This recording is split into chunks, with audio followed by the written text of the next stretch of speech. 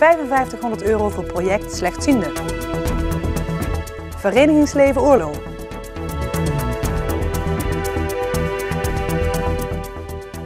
Het is vandaag 20 september, dit is het Pelemaasjournaal. Wielrenner Wout Poels uit Blitterswijk start volgende week zondag toch niet in de wegrace op de wereldkampioenschappen wielrennen in Florence. De coureur van Vacances Soleil DCM heeft zich afgemeld bij bondscoach Johan Lammerts. Zo maakte de Nationale Wielrenunie KNWU donderdag bekend. Poels voelt zich niet fit genoeg om te starten op het heuvelachtige parcours in Italië. De Blitterswijker, volgend jaar actief voor Omega Pharma Quickstep, reed deze zomer zowel de Ronde van Frankrijk als de Ronde van Spanje. Die laatste koers voltooide hij niet. Hij gaf op in de 14e etappe. Lammerts heeft Sebastiaan Langeveld opgeroepen als vervanger. Stichting Computercursussen voor Senioren Venray ontving vrijdag een bijdrage van €5500 van het Oranjefonds. Dat gebeurde tijdens het officiële startsein van het project PC Hulp Slechtzienden. Het slechtziendenproject is bedoeld voor mensen die slechtziende zijn en die willen leren om met de computer om te gaan. En doordat ze de computer kunnen gebruiken, geeft het hun dat mogelijkheden om hun horizon te verbreden. Want nu hebben die mensen vaak dat ze amper buiten komen en dus in feite weinig contact hebben met elkaar. U heeft een mooi bedrag ontvangen van het Oranjefonds. Wat gaat u daarmee doen? Dat bedrag van het Oranjefonds dat is met €300 aangevuld door de gemeente. En daardoor konden wij voor een 8-tal vrijwilligers de software aanschaffen die de slechtzienden moeten gebruiken om op een computer wat te kunnen zien. Want hun zichtvermogen is zo beperkt dat ze op een gewoon computerscherm met gewone programma's dat niet allemaal goed kunnen volgen. En die software die zorgt ervoor dat ze het wel kunnen volgen. Wat kost het de mensen om een les te volgen?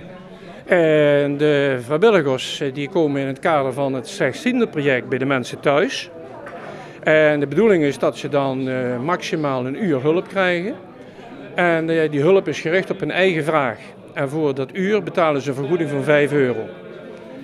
En dat geld, die €5, die vloeit dus terug in de projectpot. En die komt weer ten goede aan het project.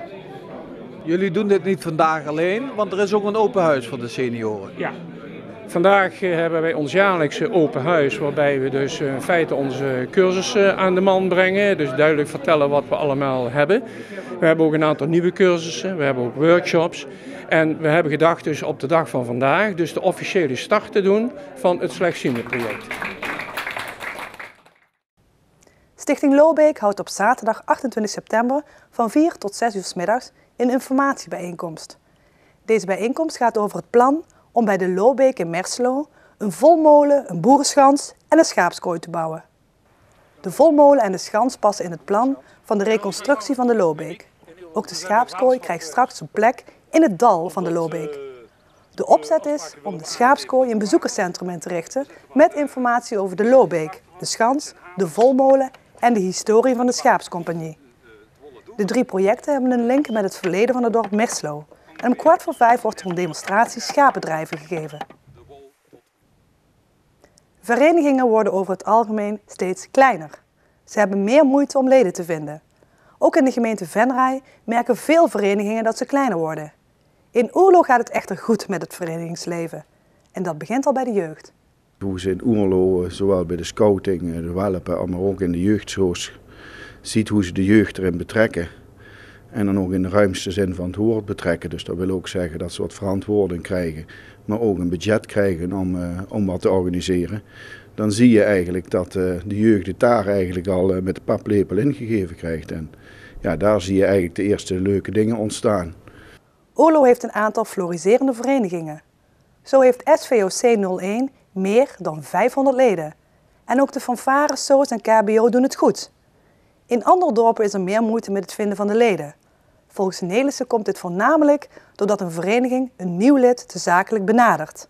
En dat zie je al vaak als je als nieuw lid je wil aanmelden, dan is het al vaak van je kunt een inschrijfformulier downloaden en ja, daar kun je je gegevens op invullen en daar is al totaal geen persoonlijk contact. En daar gaat het dus vaak fout, want een vereniging moet je vooral ook de menselijke kant belichten.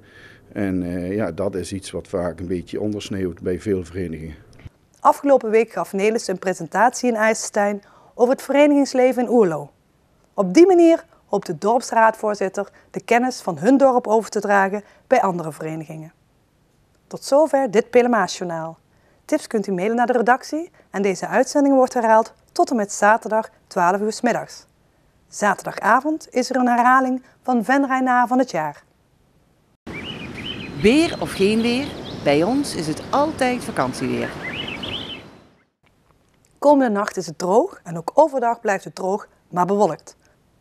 Als de zon er even doorkomt, kan het kwik oplopen tot zo'n 18 graden met een briesje uit het zuidwesten. Zondag wordt het met 22 graden wat warmer en blijft het droog. Dankjewel voor het kijken en heel graag tot morgen.